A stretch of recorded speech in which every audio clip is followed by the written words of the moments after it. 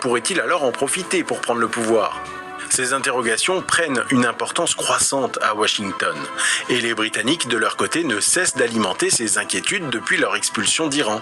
Mossadegh est devenu incontrôlable, son maintien au pouvoir menace les intérêts occidentaux et dans toute la région. Peu à peu, ces arguments trouvent un écho favorable. Et au début de l'année 1953, l'idée d'une intervention clandestine devient une option sérieuse. Pas une intervention militaire ouverte, mais une opération secrète utilisant des moyens indirects, donc l'influence politique, la mobilisation de réseaux locaux et de soutien à certaines figures militaires. Ce type d'action correspond parfaitement au rôle d'une organisation relativement récente dans l'appareil de sécurité américain, créée quelques années plus tôt pour mener des opérations discrètes dans le monde entier. Et son nom, vous le connaissez forcément, puisque vous entendez très régulièrement ce nom au cinéma notamment, ou dans les livres, ou dans les documentaires. Il s'agit de la Central Intelligence Agency, autrement dit la CIA. Et au printemps 1953, cette agence va recevoir une mission particulièrement délicate, préparer le renversement du gouvernement iranien. Au printemps 1953, le projet de renverser le gouvernement iranien n'est plus une hypothèse, c'est un chantier opérationnel. Les discussions entre services britanniques et américains aboutissent à un accord. Une opération secrète conjointe sera préparée. Du côté américain, l'opération est donc confiée à la CIA. L'opération reçoit un nom de code, l'opération Ajax. Le principe de base est clair. Le gouvernement de Mossadegh ne doit pas être renversé par une intervention militaire étrangère. L'objectif est de donner l'impression que le changement de pouvoir vient de l'intérieur du pays. Pour cela, les planificateurs imaginent une stratégie à plusieurs étapes. Selon le cadre constitutionnel monarchique iranien, le souverain possède le pouvoir de nommer et de révoquer le Premier ministre. Les conspirateurs vont utiliser des décrets royaux comme couverture légale, même si la portée réelle de ce pouvoir est politiquement contestée. Mais encore faut-il convaincre le Shah, Mohammad Reza Pahlavi, de prendre ce risque. Lui qui est déjà fragile, hésitant, peu enclin à la confrontation directe. Mais les agents américains et britanniques, donc la CIA et le MI6, ne vont pas se gêner pour le presser un peu. La CIA et ses réseaux locaux mobilisent des journalistes, des responsables politiques, des chefs de groupes urbains, des figures religieuses influentes.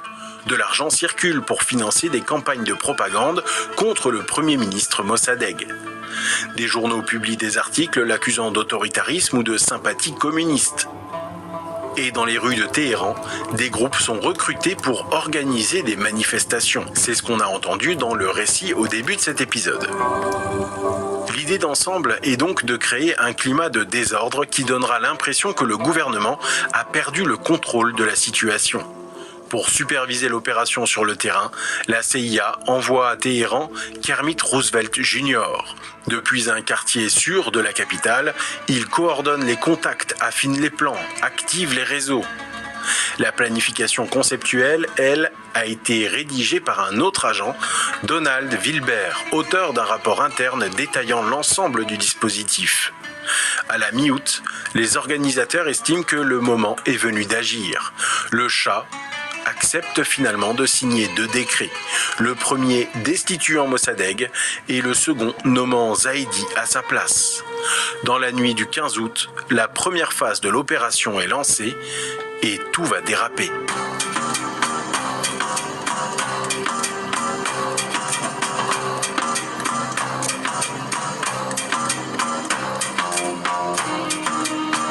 Le plan sur le papier est relativement simple.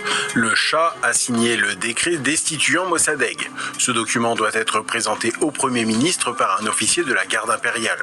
Simultanément, plusieurs unités militaires favorables au coup d'État doivent prendre le contrôle de points stratégiques de la capitale.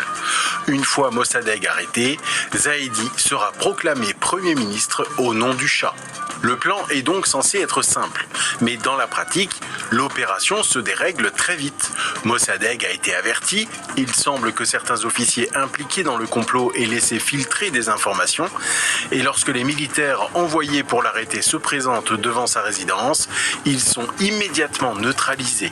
Le chef du détachement est arrêté et plusieurs conspirateurs sont identifiés.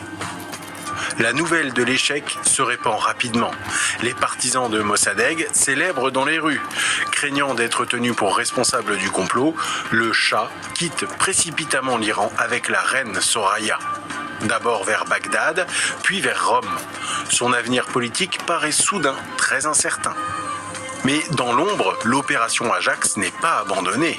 Kermit Roosevelt, depuis sa maison sûre de Téhéran, refuse de considérer l'échec du 15 août comme définitif. Chez Grand Optical, votre vision est une œuvre d'art. Parce que votre temps est précieux, nous vous proposons la livraison de votre équipement à l'adresse de votre choix pour toute commande passée en boutique. Un nouveau service sur mesure qui transforme votre expérience Grand Optical en un véritable moment d'excellence. Découvrez notre nouveau service en boutique. Grand Optical, l'art de voir le monde. Service payant disponible dans les boutiques participantes en France métropolitaine pour l'achat et le paiement à la commande de lunettes correctrices. Livraison à l'adresse de votre choix en France métropolitaine, dispositif médical CE, acte non médical, demandez conseil à votre opticien. Et si ton futur métier commençait maintenant? Avec le BTS Services informatiques aux organisations, deux voies s'offrent à toi. TLAM pour créer des applications, des sites web et des solutions digitales. SISR pour gérer les réseaux, les infrastructures et sécuriser les systèmes. Deux parcours, un seul objectif, devenir un expert de l'informatique. Rendez-vous aux portes ouvertes de l'intelligence apprentie de Saint-Nazaire à la maison de l'apprentissage le 28 mars de 9h à 12h30. Plus d'informations sur www.intelligence-apprenti.fr. L'économie iranienne est toujours sous embargo, les tensions parlementaires n'ont pas disparu et dans les rues de la capitale, des groupes mobilisés depuis des semaines peuvent encore être activés. L'agent Roosevelt et ses partenaires locaux décident donc de tenter une seconde manœuvre. De l'argent est distribué, les réseaux sont réactivés et le 19 août au matin, soit 4 jours après l'échec de l'arrestation de Mossadegh, les premiers groupes apparaissent dans les rues de Téhéran. D'abord des rassemblements modestes, puis une dynamique qui grossit rapidement. Les slogans se durcissent, des bâtiments associés au gouvernement sont attaqués et des véhicules sont incendiés. Au fil des heures, une question devient centrale. Quelle va être la position de l'armée iranienne ? Au début de la journée, les forces militaires observent et attendent. Puis, au fur et à mesure que les manifestations prennent de l'ampleur, certains commandants considèrent que le gouvernement perd le contrôle de la capitale.